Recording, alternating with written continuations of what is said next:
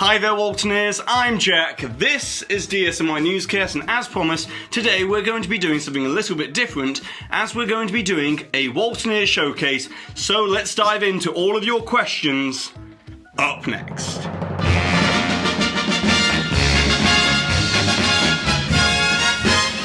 So the first question today comes from David Grohl, saying, do you think it's time for a fifth park at Disney World? So this is a question which I've received many times in the past and also countless times in the previous questions section for this video today. And the short answer is, I don't think Disney will be building a fifth park at Walt Disney World, and there's a very clear reason for it. And that is, if you are Disney and you've got 4 theme parks in Walt Disney World, number one, you've reached the saturation point to the point where an average guest has to spend at least 2 days at each park, which leads to around an 8-day holiday, and then you throw in the extra water parks and also Disney Springs into the mix, and you've got around a 10-day holiday out in Walt Disney World. But also the fact that Disney already have an awful lot which they want to improve and update and continually update around those 4 existing parks at Walt Disney World. However, I also received a different type of question on this same matter. As Gabriel Alonso commented, if Disney get the Marvel rights from Universal Studios,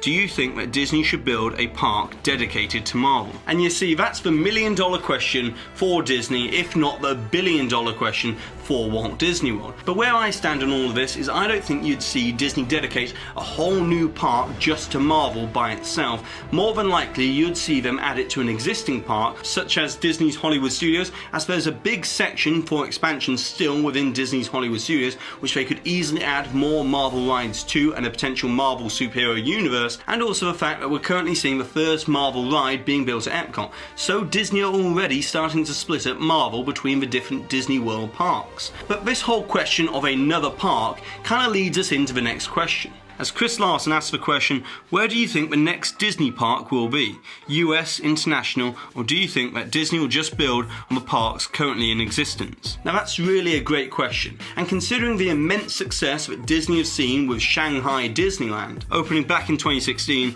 and already having a new land in Toy Story Land being opened in April of this year, I think the one area where Disney really do want to hone in and potentially expand in the future will be the Asian market. As don't forget, there are 1 billion people in China and 1 billion people in India, and as these 2 countries start to develop and start to have a growing middle class, Disney are definitely going to want to be there to offer their authentic Disney experience to their cultures. So the next potential Disney park to be built around the world, which I think will be built, will either be either in China next to Shanghai Disneyland as an expansion to that resort, or built entirely somewhere new in China, or within the next 20 years they'll build something over in India or even Saudi Arabia. But anyways, now let's move on to the next question, as Universal Jake says, can you predict an opening date for Star Wars Galaxy's Edge? And this question fits in perfectly as Disney have just announced the new dates for D23 Expo in 2019, with the dates being announced as August 23rd to August 25th for the D23 Expo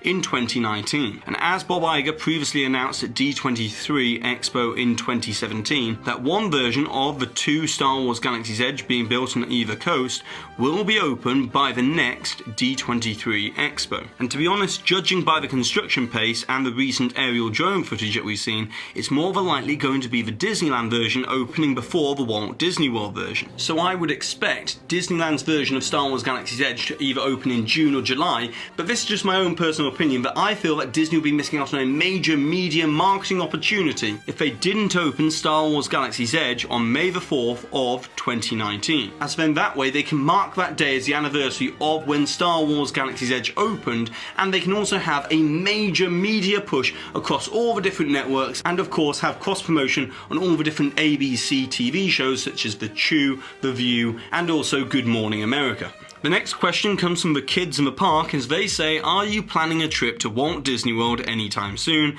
And Adam Ferry says, or Disneyland. And David Ellsworth says, I'd love to see one of these being filmed while on a Disney property. And so to answer the question of David first, yes, I've already done a DSNY newscast from within a Disney park. Way back in August of last year, I filmed a DSNY newscast all about the Slinky Dog Dash ride vehicle arriving at Walt Disney World from within Toy Story playland at the Walt Disney Studios Park in Paris, with some very shaky hand movements which probably wasn't that enjoyable to watch, to be honest. But to answer the question, yes, I am hopefully going to be going out to Walt Disney World later this summer. It probably won't be at the same time as the Toy Story Land opening, but I do want to get out there and experience Toy Story Land for myself, and also see all the other different construction going on around Walt Disney World. Now the next question comes from Addison Avery, saying, how do you feel about the live action reboots of the Disney classics? Now to be honest, I'm not that annoyed about Disney having to remake all of their classic animations into live action movies, as from a business standpoint, of course Disney are going to want to scoop up as much profit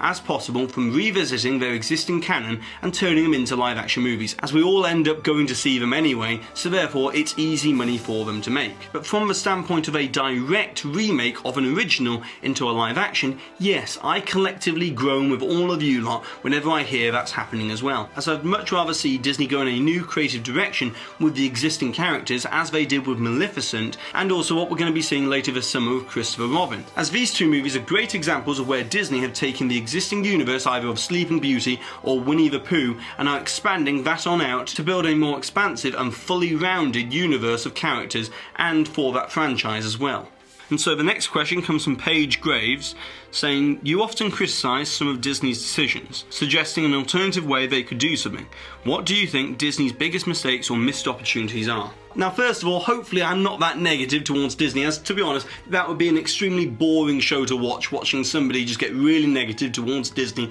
and something that you guys love and I love, and just criticising it all the time, so hopefully I don't do that too much. But I do feel there is one massive missed opportunity which Disney are definitely not using, and that is the guy himself, Walt Disney, and also the Disney story of Walt and Roy Disney together being used within the parks in some sort of exhibit or attraction which is properly showcasing Walt Disney and the reason why the Walt Disney Company still exists today, as Walt Disney was ever the optimist and also a forward thinker, and that is always going to be a timeless attribute to showcase to everybody within America and worldwide. But the next question comes from Melissa Marshall, saying, are there any Disney IPs that you feel need to be more of a presence within the Disney parks? Now I want to keep this answer short, as there is a massive list of Disney IPs which they could easily put into any one of the Disney parks. But the one IP which I feel gets no love whatsoever, and it should, considering its box office and also the storytelling that it had, and that is WALL-E. As that movie had such a strong message of environmentalism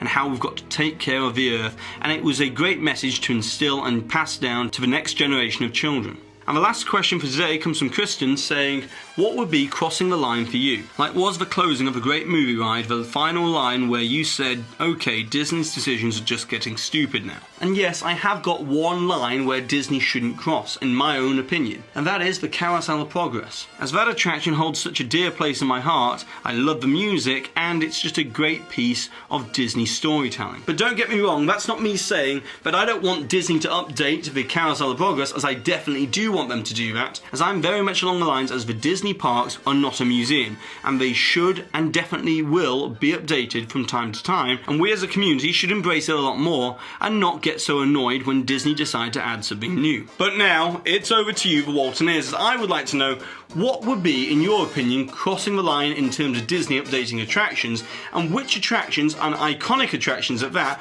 would you like to see get a minor update in the future, and what would that minor update entail? But of course, don't forget to put the timestamp of where the hidden Mickey appeared somewhere within this video, along with your suggestion or your comment to be in with a chance to win a DSNY Newscast pin. And congratulations to Emily for winning with this suggestion from the previous video, where we were talking all about the rumoured new nighttime show coming to Epcot. And so that's been a long video for today, but hopefully you've enjoyed this Q&A session, and we might do it again in the next couple of months. But that's it for today, so go ahead and subscribe down below if you're new to this channel. Hit that notification icon so therefore you always get an update, and give this video a massive thumbs up if you've really enjoyed it, as it really does help this channel out. And I've been Jack, you've been you, and I'll see you real soon.